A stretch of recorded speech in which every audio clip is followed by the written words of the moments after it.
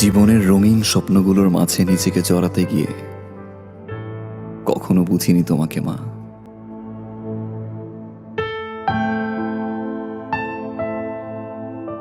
অসুস্থ শরীর নিয়ে নিজের কষ্টগুলোকে চাপা দিয়ে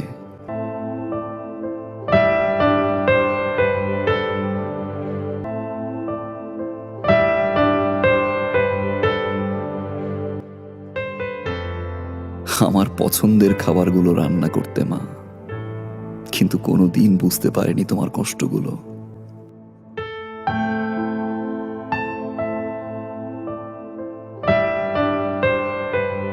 আমি সরি মা।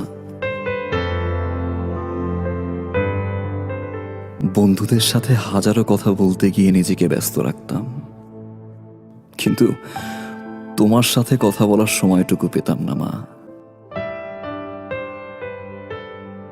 বিরক্ত হতাম তোমার ফোন পেলে।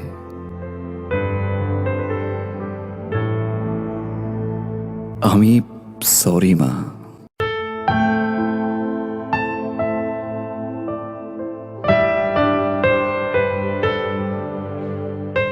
ক্ষণিকের ভালোবাসার পিছে ছুটে তার পছন্দের খাবারগুলো দিয়ে তাকে সারপ্রাইজ দিতে ব্যস্ত থাকতাম।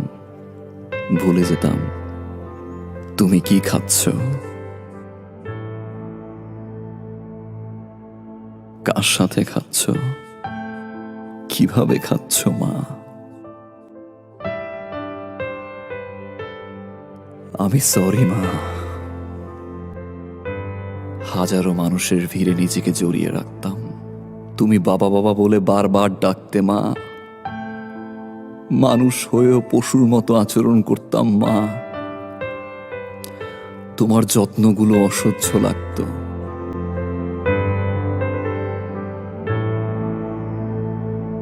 আজ তোমার দুপা জড়িয়ে ধরে বলতে ইচ্ছে করে আমি সরি মা।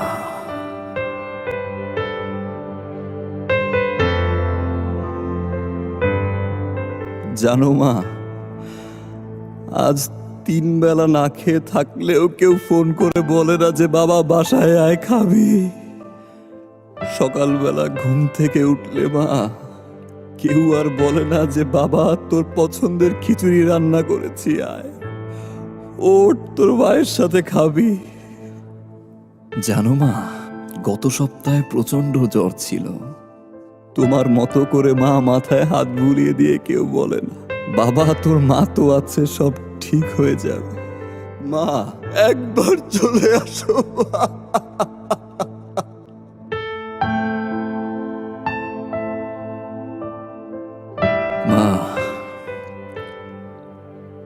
কোনোদিন বলতে পারিনি, আজ একটা বার বলতে চাই সরি মা, and I love you। মাফ করে দিও মা।